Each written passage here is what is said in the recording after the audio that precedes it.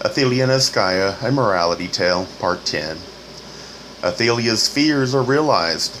Will Hoskiah finally rise above his own earthly limitations, or like Isaiah, fall to his own weaknesses?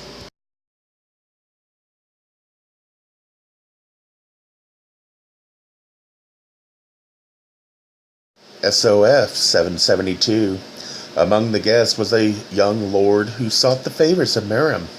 And while the feasting and dancing were at their height, they came one to the other, and as they dallied beyond the torchlight, Miriam said unto him, Am I fair indeed? And he answered her, saying, You are fair even among the fairest. Then she said unto him, Yet there is one more fair by far, so fair that she needs to go veiled before men. She is Athelia, wife of Hoskiah. Who keeps her thus? He fears for himself, and does not trust her, for this is his weakness. And Miriam moved away from the young lord, saying, Go, look upon her face, and if you can then say, I am the fairest of the fair, I shall know that your heart speaks sincerely of itself, and not at the behest of your body. SOF 773. The young lord returned to the feasting and sat in a place nearby to Hoskiah, and spoke to those about him, saying, Have any among you seen a woman here who rivals the fairest bearers of myrtle and palm? And the men rebuked him, saying, It is not meet to talk thus about the women of a household wherein you are a guest. Are they to be judged as are women of the night? SOF 774. But the tongue of the young lord was not stayed, and he replied, saying, That which causes talk will be talked about. And Hoskiah heard him and was angry, and said, What in my household moves foolish tongues to gossip? The young lord said, That which a man tries to conceal ever arouses the interest of others. Does any man conceal that of which he is proud? And Hoskiah looked about him, saying, This talk I do not understand. The young lord said, My lord, men talk of what lies beneath the veil of the woman you brought here. Is she indeed as fair as men say, or is there truth even in the gossip of women?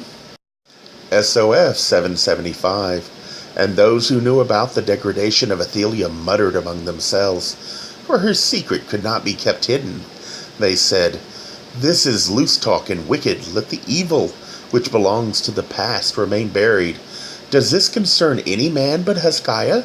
Are we among women that the talk should be thus? Is our custom to be lightly set aside? Let the veil remain. SOF 776. But Hoskiah, hearing the muttering, thought wrongly of what was said, and he spoke to the young lord, saying, This woman is fair as few women are fair.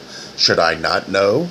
This you shall indeed see for yourself. And Hoskiah said within himself, Long enough have I indulged Athelia her whims. Does a pearl give pleasure within its shell? And Hoskiah sent his attendant for her. SOF 777. So Athelia came with her handmaiden, and Miriam came too, and stood close behind them. And Athelia stood before Hoskiah, and said, My lord, what is your wish? And he said to her, Woman, remove your veil. And Athelia put her hand to the veil, and pleaded with him, saying, My lord, there are many men here, and strangers.